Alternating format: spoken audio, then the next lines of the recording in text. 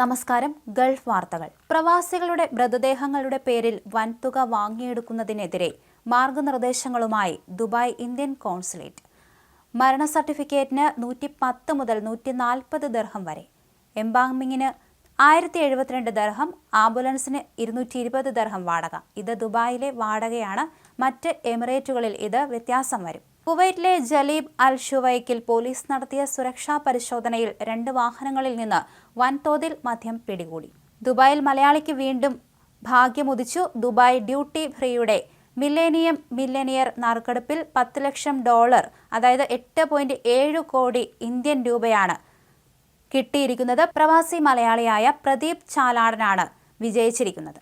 ഒമാനിലെ മഥയിൽ നേരിയ ഭൂചലനം അനുഭവപ്പെട്ടു. റിക്ടർ സ്കെയിലിൽ 2.2 തീവ്രത രേഖപ്പെടുത്തിയ ഭൂകമ്പമാണ് അനുഭവപ്പെട്ടത്. ഹൃദയാഘാതം മൂലം കൊല്ലം സ്വദേശി ദമാമിൽ മരിച്ചു. നെടുമ്പന സ്വദേശിയായ സമീർ ആണ് മരിച്ചത്. 47 വയസ്സായിരുന്നു.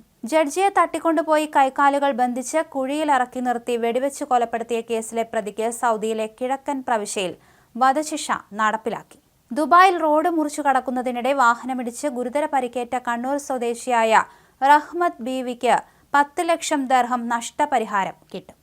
2023 ഏപ്രിൽ 24-നായിരുന്നു അപകടം. ഷാർജയിലെ അൽജദയിൽ പുതിയ ഖുർആൻ പള്ളി ഉദ്ഘാടനം ചെയ്തു. ഷാർജയിലെ ഏറ്റവും വലിയ പള്ളികളിലൊന്നാണിത്.